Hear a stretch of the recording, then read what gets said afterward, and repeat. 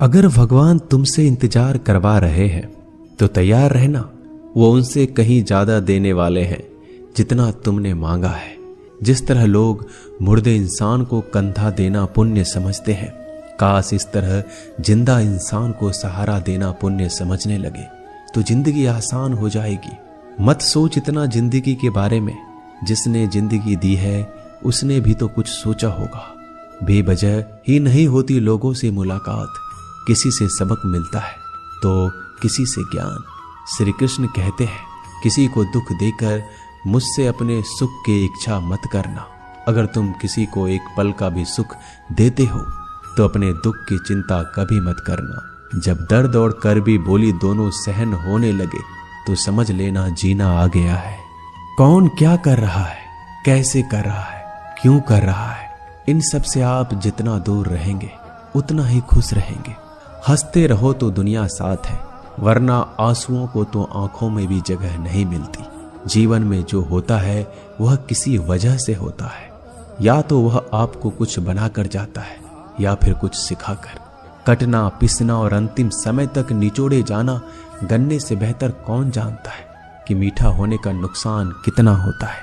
जब कोई दिल दुखाए तो सबसे बेहतर है कि हम चुप हो जाएं, क्योंकि जिन्हें हम जवाब नहीं देते उन्हें फिर वक्त जवाब देता है। अंधे बहरे गूंगे बनकर अपने लक्ष्य पर ध्यान देते रहो।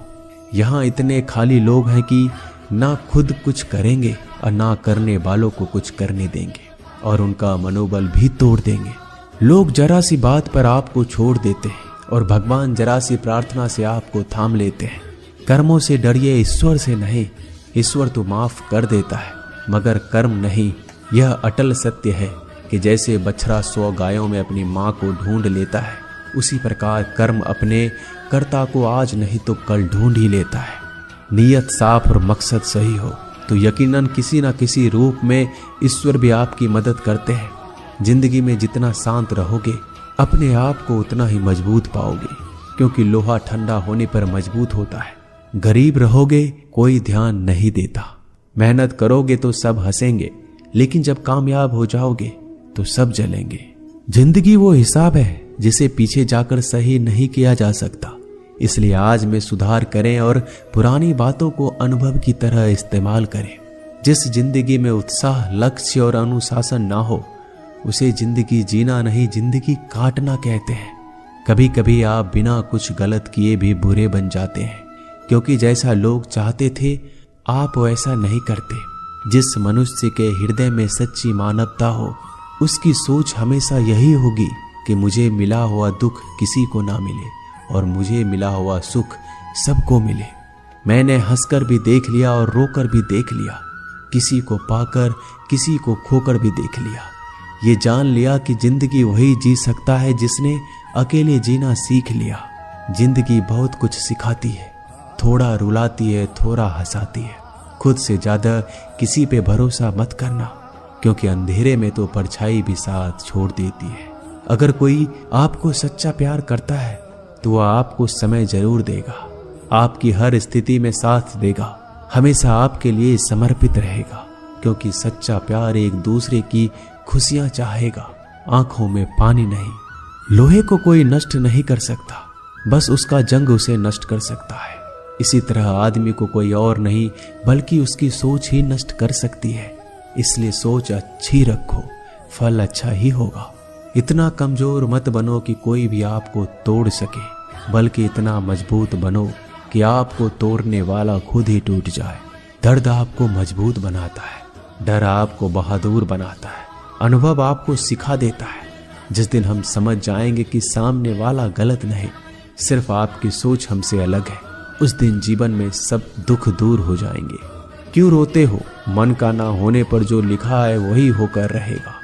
एक रास्ता बंद करने से पहले भगवान 10 रास्ते खोल देते हैं। गर्मी के मौसम में पत्ते सूखने के बाद भी पंछी घोंसला नहीं छोड़ते, क्योंकि वो जानते हैं फिर से बरसात आएगी और पेड़ पर नए पत्ते आएंगे। जो हुआ उसे भूलकर नई शुरुआत करो और याद रखो, जिसका कोई नहीं होता उसका भगवान होता है। मतलब से जुड़े रिश्ते मतलब तक साथ देते हैं, लेकिन दिल से जुड़े रिश्ते आखिरी सांस तक निभाते हैं। अच्छा काम करते रहो, चाहे कोई सम्मान करे या ना करे, क्योंकि सूर्योदय तब भी होता है जब करोड़ों लोग सोए रहते हैं। दुनिया में हर एक काम आसान है, केवल अंदर से आवाज आनी चाहिए। हमेशा मेहनत और उस परमात्मा पर विश्वास रखना इस सफलता का सूत्र है। जीवन में सबसे बड़ी गलती वो है जिस गलती से हम कुछ सीख नहीं पाते। जो व्यक्ति अपने मन को काबू में कर सकता है वह जिंदगी में कुछ भी कर सकता है। इंसान की अच्छाइयों पर सब खामोश रहते हैं, लेकिन चर्चा अगर बुराई पर हो तो गूंगे भी बोल पड़ते हैं। श्री कृष्ण कहते हैं, तुम्हारे बीते हुए कल को तो मैं ठीक नहीं कर सकता, क्योंकि तुम वर्तमान में अगर अच्छा कर्म करोगे तो मैं तुम्हारा आने वाला कल जरूर उजागर करूंगा। झूठी बातों पर लोग आपकी वाहवाही करेंगे, वही लोग आपको तबाह करेंगे। बुरे से बुरा क्या ही होगा, हम तो हमेशा ही सोच लेते हैं, मगर अच्छे से अच्छा क्या होगा हम ये कभी नहीं सोचते। जो ईश्वर रात को पेड़ पर बैठे पक्षियों को कभी गिरने नहीं देता, तो सोचो वह तुम्हें अकेला और बेसहारा कैसे छोड़ सकता है। आज के जमाने में कोई अपना नहीं होता, सिर्फ लोग तब तक साथ देते हैं जब तक उनका स्वार्थ होता है। अगर कोई अकेला है तो इसका मतलब ये नहीं कि उसे कोई पसंद नहीं करता, बल्कि वह अकेला इसलिए है क्योंकि उसने दुनिया की औकात जान ली है।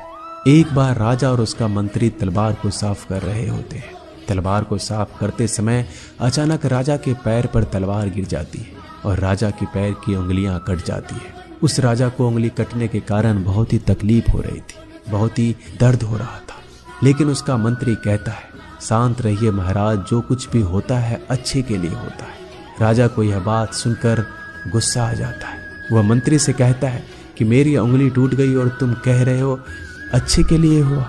वह मंत्री राजा को समझाने की कोशिश करता है, पर वो नहीं मानता और बिना सुने गुस्से के कारण मंत्री को काल कोठरी में बंद करने का आदेश दे देता है। पर मंत्री को इस बात का कोई दुख नहीं था, क्योंकि उसका अभी भी यही कहना था कि जो होता है अच्छे के लिए होता है। वो अपनी खुशी से ही अपने आप को सैनिक के हवाले कर देता है। राजा इस बात को सुनकर चौंक जाता है, सोचता है कि मेरा मंत्री कितना मूर्ख था। उसे लग रहा था कि मैंने उसे अच्छाई के लिए कैद कर दिया। इस घटना के 3 महीने बीत जाते हैं। एक दिन राजा अपने सैनिकों को लेकर शिकार करने के लिए जंगल में जाता है। राजा को एक हिरन दिखता है। हिरन का पीछा करते करते राजा घने जंगलों में चला जाता है। वह हिरन को पकड़ नहीं पाता और जंगलों में खो जाता है। वो बाहर आने के लिए रास्ता ढूंढता है, लेकिन रास्ता उसे नहीं मिलता। तभी कुछ आदिवासी लोग उसे घेर लेते हैं। उन लोगों को पता नहीं था कि वह राजा है। वो लोग अपनी देवता को बलि चढ़ाने के लिए एक इंसान को ढूंढ रहे थे। आदिवासी लोग राजा को पकड़कर अपने इलाके में ले जाते हैं। राजा उनको बार बार समझाने की कोशिश करते हैं, लेकिन वो लोग कुछ भी नहीं समझ रहे थे। वो लोग खुशी से नाचते हैं और राजा को नहलाकर बलि चढ़ाने के लिए उनको कपड़ा पहनाते हैं। अब राजा को लगता है कि वो मरने वाला है। जब आदिवासी लोगों का मुखिया राजा को मारने जाता है, तब देखता है कि राजा की पैर की उंगली कट चुकी है। इसको देखकर उसका मुखिया कहता है कि इस इंसान की बलि नहीं दी जा सकती, क्योंकि ये इंसान पूरा नहीं है, एक अंग कटा हुआ है, और उनके भगवान को एक पूरे इंसान की बलि ही दी जा सकती है। अगर ऐसे इंसान की बलि दी जाए जिसका अंग पहले से कटा हुआ है, तो उनके देवता खुश होने की जगह नाराज हो जाएंगे। फिर वो लोग राजा को छोड़ देते हैं। राजा खुशी खुशी अपने महल चला जाता है और सोचता है, अगर मेरी उंगली उस दिन ना कटी होती तो आज मेरी मौत हो जाती। इसका मतलब मंत्री सही कह रहा था, जो कुछ होता है अच्छे के लिए होता है। फिर राजा अपने सैनिकों को आदेश देता है कि जल्दी से जाकर मंत्री को रिहा किया जाए। फिर राजा मंत्री को अपना पद वापस देते हैं और पूछते हैं, मंत्री, उस दिन मेरी उंगली कट गई, मेरे लिए अच्छा हुआ, मैं मान गया, लेकिन तुम जेल में हो, इससे तुम्हारा क्या अच्छा हुआ। मंत्री खुशी खुशी राजा से कहता है, महाराज, आप शिकार के लिए जाते तो आपके साथ मुझे भी आना पड़ता, और अगर मैं आपके साथ जाता तो वो लोग मुझे मार देते। मंत्री की बात सुनकर राजा को समझ आता है कि जो भी हमारे जीवन में होता है वो अच्छे के लिए होता है। अगर हम अपने जीवन में देखें तो हमारे जीवन में भी कुछ मुश्किलें आती हैं। हम उनका सामना नहीं करते, हम उनको ही दोष देते हैं। ये मुश्किलें हमें आगे बढ़ाने और मजबूत कराने के लिए ही आती है। हमें हर मुश्किलों को सकारात्मक तरीके से देखना चाहिए, क्योंकि हर चीज कुछ ना कुछ सिखाकर ही जाती है। हर व्यक्ति के जीवन में सुख और दुख का आना जाना बना रहता है। दोस्तों, आशा करते हैं कि ये वीडियो आपको पसंद आई होगी। मिलते हैं जल्दी नए ज्ञानवर्धक वीडियो के साथ। धन्यवाद।